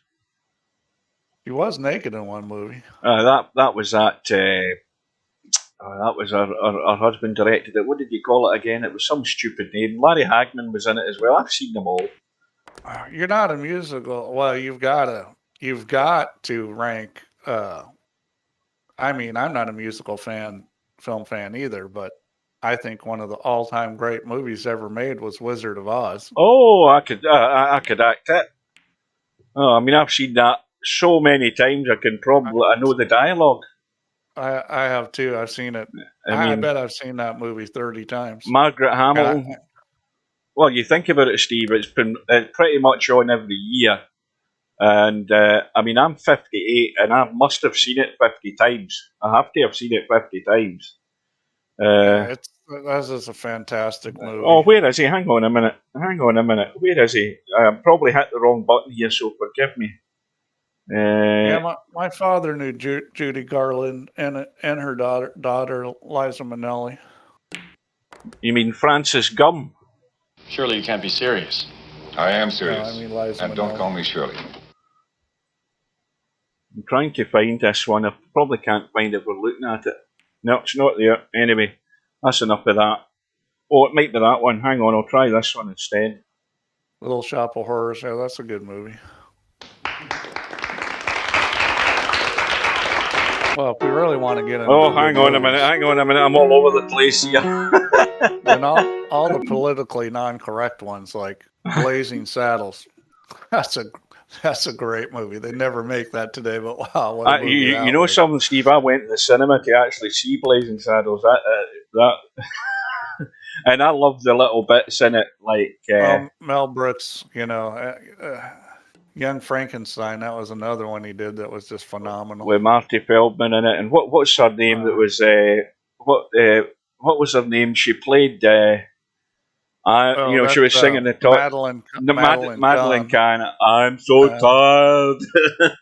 and Gene Wilder. Yeah, Gene Wilder. Whose brain did you get? Abby Normal. That's the great lines ever. Paint your wagon, for God's sake. Paint your wagon with Lee Marvin. I'm a big fan of the Monty Python movies. I mean, I've seen all of them as well. Search for the Holy Grail is like one of the greatest movies ever. Jabberwocky. See, that's the bit that History of the World. See, the British don't understand why the Americans find a lot of Monty Python so funny. We can't understand that because the first thing that we think is that Americans don't get irony. You know, we've always thought that Americans don't understand irony. But with Monty Python, you don't question the stupidness of it. That's the thing. I mean, there's a lot of people study Monty Python and do university courses in Monty Python. There's nothing to do. There's nothing to discuss. Just stupid. Americans make plenty of stupid movies. I mean, every single Jim Carrey movie ever made. You know, any kind of physical comedy like Jim Carrey, Danny Thomas, Three Stooges. You know, if you're going to do physical comedy, they're all going to be dumb movies. Well, Jabberwocky, I have to say, was it not Terry Gilliam that did Jabberwocky? Because he's obviously part of the Monty Python team. I might be wrong. It might not be Monty Python, but I think Terry Gilliam, wasn't Eric Idle in that too? Eric Idle, I think, had a bit. There was a few had guest appearances in it. Terry Gilliam's made some fantastic movies. Yeah, his head's definitely warped. He must have been on some sort of chemicals when he was younger, Terry Gilliam. Oh, there's a few guys like that. What's his name? The guy that did Beetlejuice. I've never seen that film. Oh, that's a great movie. I've never seen it. He's married to, what's her name? The one that's in it. Oh, God. Now I've got brain dead. Yeah, Brazil's a great movie. Brazil's a great movie if you see the original, not the one they released. If you see the original Brazil, that's a great movie. Then the studio screwed it up because they didn't like the ending. Right. So, Albinario, the run is 49, and the lead is too many for Slim. Yeah, movie studios screw up a lot of stuff. I had a friend that went to a screening, you know, because they screen these movies to get audience reaction to stuff. Yeah. He went to a screening of the original Aliens.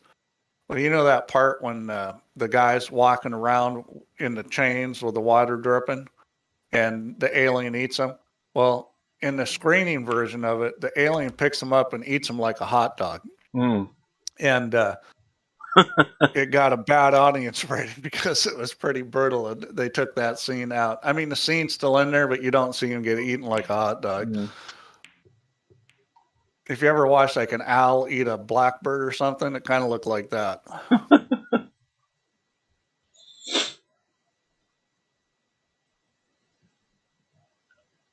So the run goes to 56, I think it is, or 58. No, it's 56. Oh, Dune. Actually, I thought the best version of Dune was, who made it? Like Sci-Fi Channel or something? It was, there was a version of Dune made that was actually pretty good, and it was probably the least money spent on any version of it.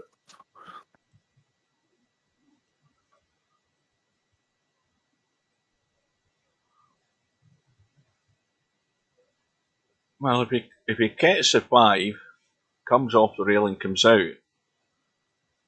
we may well have a 5-3 to follow.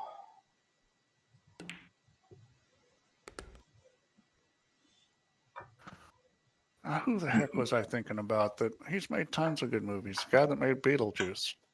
Now I got to look it up. And his wife's in it. He's married to that crazy chick. She's been in a lot of stuff.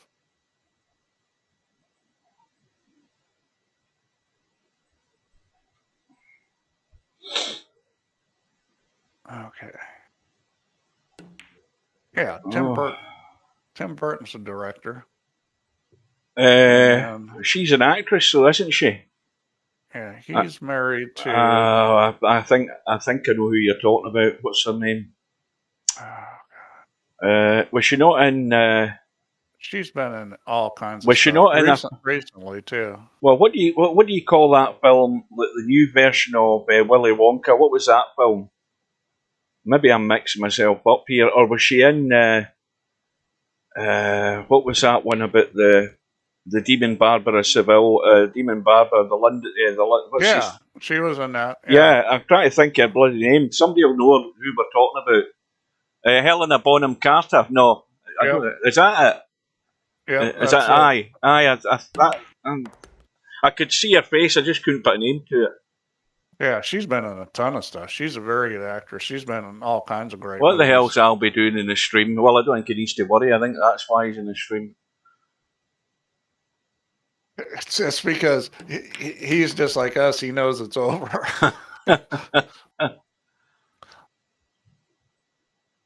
I was going back to that Mel Brooks film. See, I think I was the only one out of the guys. I can't remember who I went. Probably went with 2 or 3 of my mates at the time to go and watch Blazing Saddles, and I think I was the only one that got the joke when what do you call the guy? Headley Lamar, you know. When Headley was when he was recruiting the meanest and baddest guys, and there was a queue of them all standing up, so the camera pans along. You've got Hell's Angels, and then at the very end, you've got a bunch of Mexican bandits, and then at the very end, you've got the two guys in the Ku Klux Klan hoods, right? And then there's one of the guys, Headley, say, "You chewing gum?" And the guy's chewing. I think he shot him and killed him.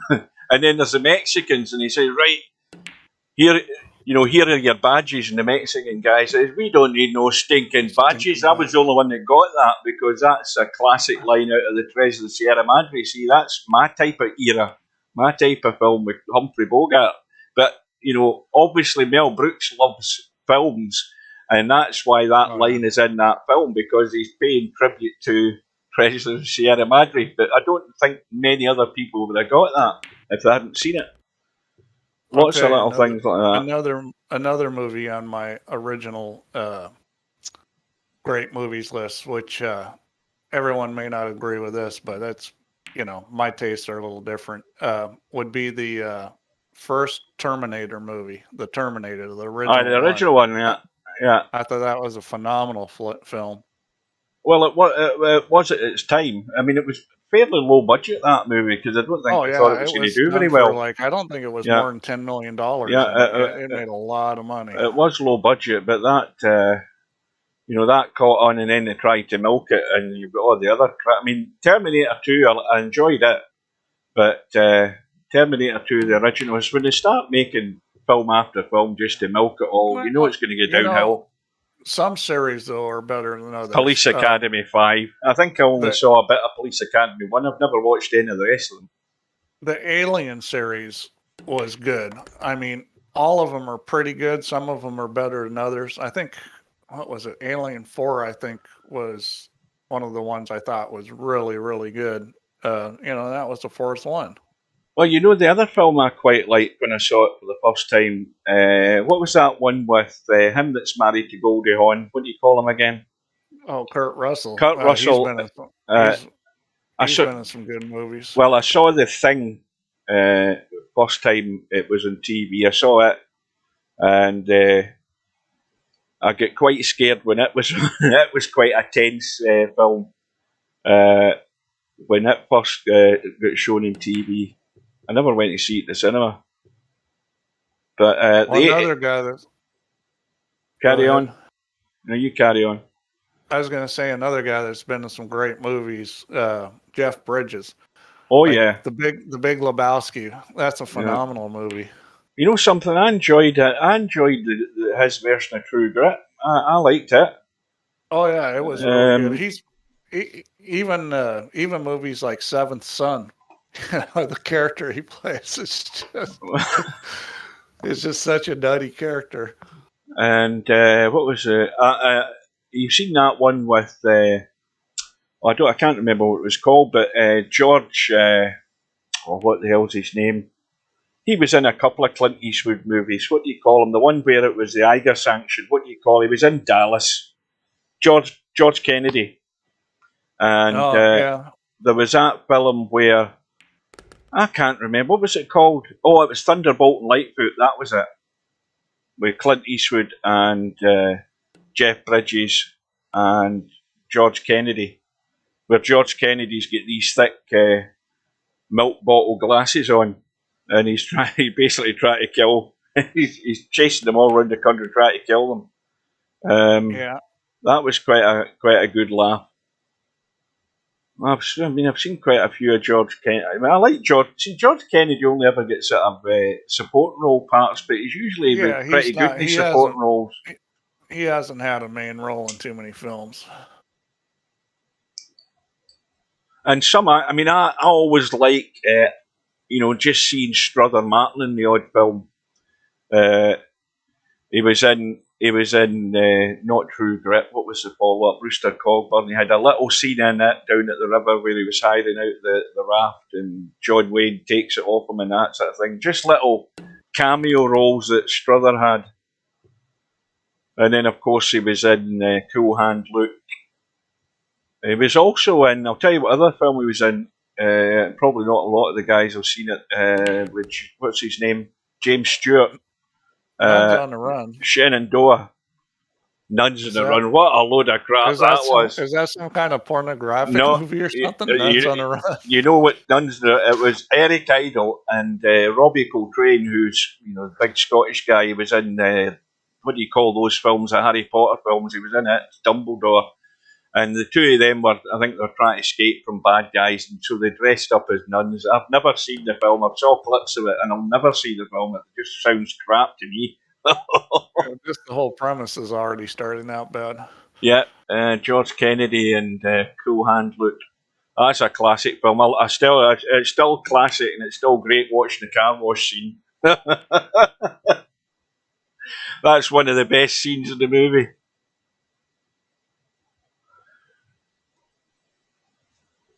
And him out of MASH was in it as well. Does anybody notice that? What do you call him? I can't believe Alvin missed this one. Yeah, that was a big target. Well, he missed it on the wrong side again. I mean, he had a. Yeah, that was an easy hit. Him that played Trapper in the first three series of MASH. He's now like a director or a producer now. What do you call him? Is that McIntyre? Whatever his name is. Anyway, he was in Cool Hand Luke. He was one of the chain gang. No, I think he's okay. Yeah, they just they don't make movies the way they used to. It's become it's.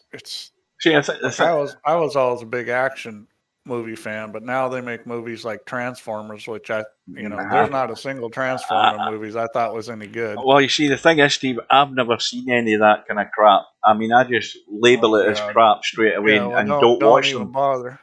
And I'm a big science fiction fantasy fan, but I'm not a big comic book fan. So they got all these superhero movies. I don't watch those either. Well, most of the big movies they make now, I don't even bother watching. Well, see, when I was young and growing up, my mum and dad, they watched movies that they grew up with, and that's what I ended up watching. So if I see a film with James Stewart in it, I'll watch it. If I see a film with James Cagney in it, I'll watch it. All of that kind of stuff. I just love watching all the old stuff. Oh yeah, Brain fell out's right. Blade Runner, the original Blade Runner. Yeah. What a fantastic movie that was. Yeah. I mean, Harrison Ford, he's one of the huge actors of our time. He's just been in fantastic movies. And it's funny because there's a guy that I don't like, really, who's been in a lot of really famous movies, a lot of movies that people would consider classic, and that's Tom Hanks. I'm not a big Tom Hanks fan. Tom Hanks. I liked what do you call the one with the dog? I liked it. It was a laugh. What was it called again? Androids Dream of Electric Sheep. The one with which dog? There's been a lot of movies The with dogs. the one with the big slobbering dog. The old guy gets murdered, and Tom Hanks. Oh, the Saint Bernard. No, it's not a Saint Bernard. This is a big. Well, if you want a dog that slobbers, yeah. I don't think anything slobbers more than a Saint Bernard. Oh yeah, well this dog slobbered more than a Saint Bernard. What do you call it again? Turner and Hooch. Yeah, that one. You know, it's the old guy, and I don't know his name, but the old guy. Larry says it's Turner and Hooch. Yeah, what was the name of the old guy? Nobody will know his name, but he was in loads of westerns. It was on recently. What was that one? Now I'm just talking about James Stewart. That one. Was it Ride the High Country? What's it called? The one where they're up in Alaska. And he was running the town, but he was also the old guy that got murdered in Turner and Hooch. And nobody knows his name. I don't know his name, and I've seen him in loads of westerns. Can't remember his name. Let's talk about some cult films. Like, how about Repo Man? I've never seen that. Oh, you got to watch that. I mean, it's really worth watching. It's a cult film, and it's really worth it. And about that time, they were making a lot of crazy movies like that. Another one that's just a wonderful cult film is Reanimator. Never seen that either. Or is that the one? What was the one that's get? Is it a horror movie? I would call it like a horror comedy. Who's him that does the sort of horror movies through the maybe, I don't know, late 70s, early 80s? Jeff Goldblum was in one of them. I can't remember the film, but Jeff Goldblum, not The Fly. Was it another one? Or was it The Fly? Maybe it was The Fly, I can't remember. Well, I'm a big fan of Sam Raimi. If you get into those kind of horror movies. What the hell was his name? I don't know if you guys are into that kind of stuff, but you know, he's the one that you know basically did, you know, the Evil Dead series, and I've never seen any of them. Army of Darkness is, I think, the third or fourth one. Army of Darkness is a great flick. But again, it's like a horror comedy. Well, Fight Club's worth seeing. I mean, it's I wouldn't say it's a great movie, but it's a good movie. Well, Slim in '83. It has turned into Siskel and Ebert because this match is. Well, Slim's hanging on by the fingernails here. Well, we can all root for him to run out here and get a game on the wire. No, I want to get to bed. As much as I want him to win Iraq. Yeah, Resident Evil series good. I'm a big fan of Mila Jovovich. You know something? I've never seen The Exorcist. I've only ever seen clips of it. Well, that reminds me of Exorcist is an interesting movie. That reminds me of another great movie, Fifth Element. That's a phenomenal movie. That's Die Hard man that's in it, isn't it? What's his name? Bruce Willis. Bruce Willis. Mila Jovovich. It's got Gary Oldman. I mean, Gary Oldman's been in a lot of great movies. I mean, I'd put that as one of the great movies of all time. Luc Besson, who's he's done a mix. He's kind of an interesting guy. He's done some real stinkers, and he's done some just great movies. Albinario on 99. Well, I think he's got to be brave.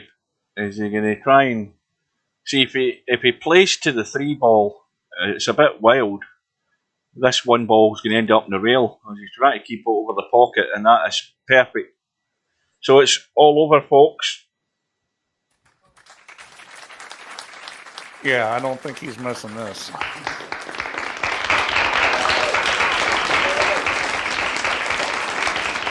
So well done to Albinario. A very comfortable 3-0 win. And now it's going to be a test of endurance for Albinario, because that match was, 7 o'clock, an hour and 41 minutes for that match for 3 racks, which is pretty good going. That was a thrash, and Slim did not play his best, and he needed to. Yeah, he didn't really contribute an awful lot when it was required. That's really what it had to be. He had to be scoring to be posing a threat to Albi, and it all went downhill from winning the lag for Slim. He won the lag, missed the 3 ball as his first pot. Albinario gets in and gets about 84. That was the first rack over. Albinario had another 70 odd in the second rack. That was the second rack over. And then it was a bit more scrappy in the third. Here's Juan in the lobby again. Right, hang on a minute. It's like Juan's in the lobby. Let me see if he's actually sent a proposal. He finally did today. And he's proposing tomorrow. And Tommy's already said now he's in a situation he can only do. He can only do the 28th, the deadline date. Tommy had proposed the 27th on the 24th. Then he proposed the 28th on the 26th. So obviously, Tommy didn't hear back from Wanwa, so he probably has a commitment now that day. And, it's like, so Wanwa did the 21st, the 24th, then Wanwa did the 25th. No, Wanwa didn't. He was just saying Merry Christmas. So this is the first proposal from Wanwa since December 19th. He's finally proposed today, and he's proposed the same time Tommy did. What is it? 4 days ago. Right? Is it 4 days ago? No, it's 2 days ago. But Tommy can't do that now. I just don't get, guys. I don't get it. I'm telling you, what's going to happen is if they can't agree, it's going to be Tommy going through, because Wanwa just has not, made a good effort to schedule something. Right. Well, here we are. Hang on a minute, just shut myself up. I've got this video up, Steve, of hang on a sec, because I got to go to the bathroom. I'll be right back. Right, that'll give me time to try and get to this point in the rack, because I want to. This is Yamaguchi Taru getting his 101 and out against Aussie Mick. Let me just change the quality of that, because it's defaulted to crap. It defaulted to 360 there. Right. He's now on 90. In fact, we'll just watch it from here on in, because I'll be able to pause it. Run the full 101 and out in Cowboy. Right, now he's got the 5 and the 3 over here. Now, I want you to watch one of these shots in a minute. Let me shut myself up. There's a shot coming up in a second. And I'll just pause it at that point.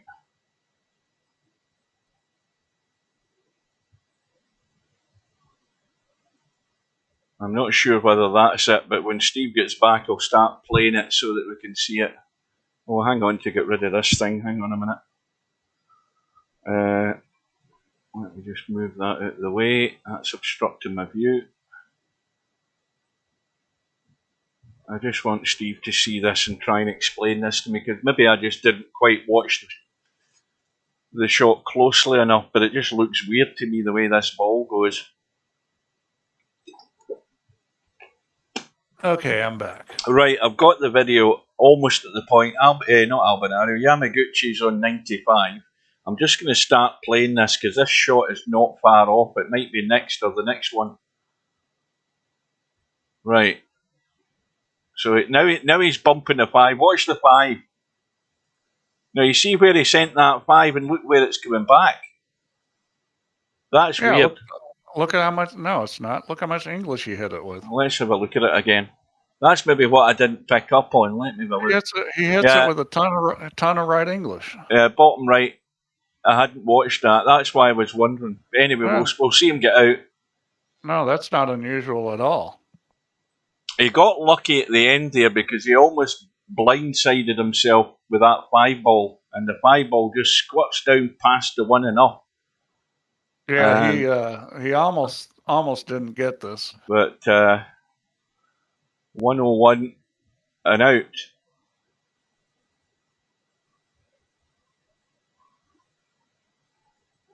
How come it's frozen? What the hell's happened there?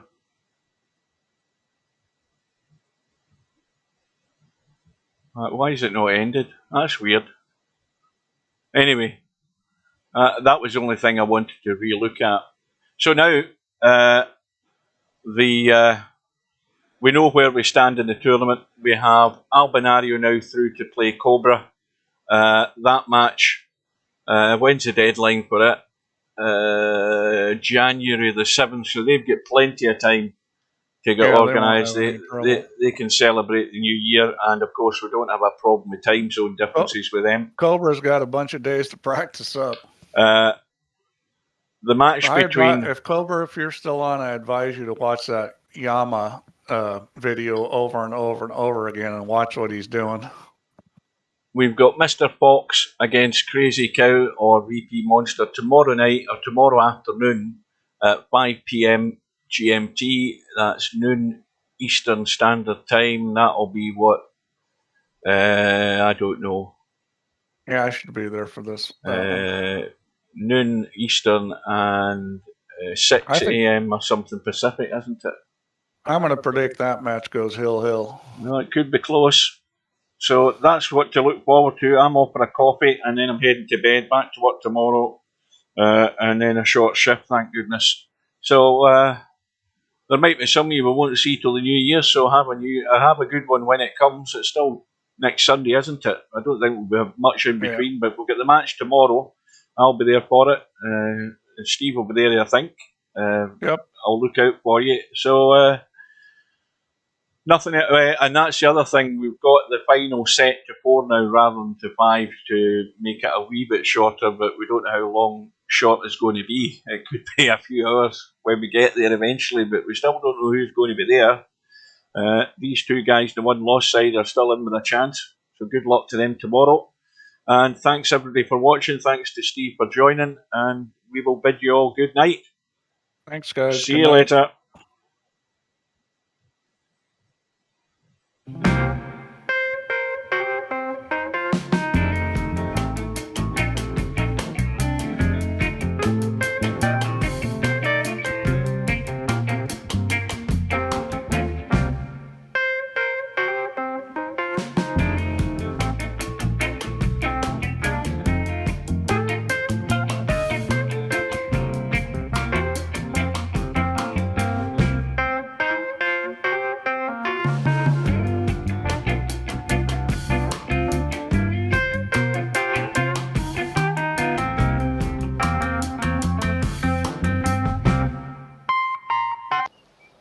What we've got here is failure to communicate.